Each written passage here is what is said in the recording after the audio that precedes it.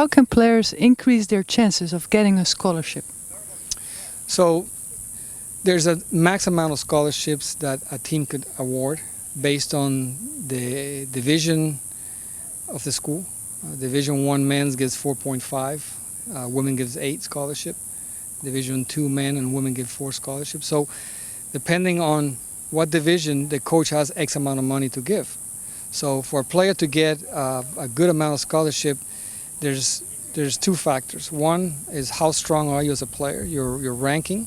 Higher ranking, higher UTR means higher athletic scholarship, but then comes academic scholarship. If you are a good student, have good GPA, have a high SAT or ACT, now you could get some academic scholarship. And that's a very smart way of doing it, because if you can get a high athletic, maybe you get 20-30% athletic, you could get maybe 30-40% academic. Now you're talking about 50-60-70% scholarship. So a good scholarship for somebody, a good idea would be get good grades, play some good tournaments, get some good results, and now you could combine both scholarships. Players think that they want a full scholarship, but in case they don't, let's say they get a partial scholarship, is there a chance where they can get a better scholarship or a bigger scholarship the year after?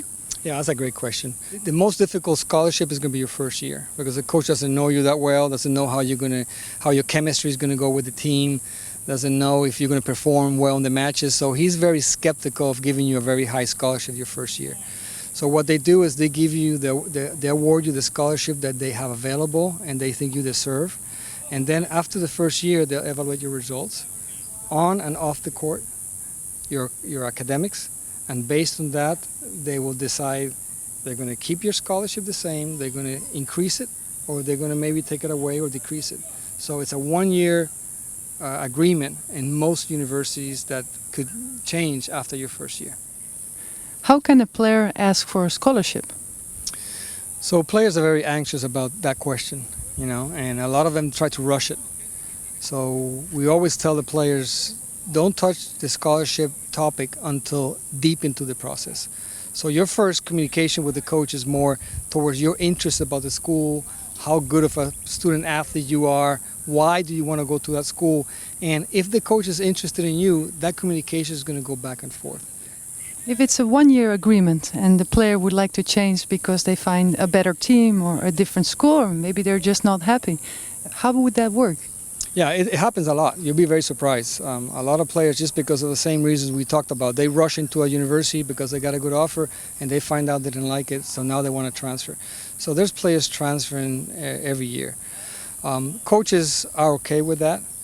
There's limitations because the coach recruited you, so he took the risk, he invested the money, so he or she is not going to allow for you to go to their rival university.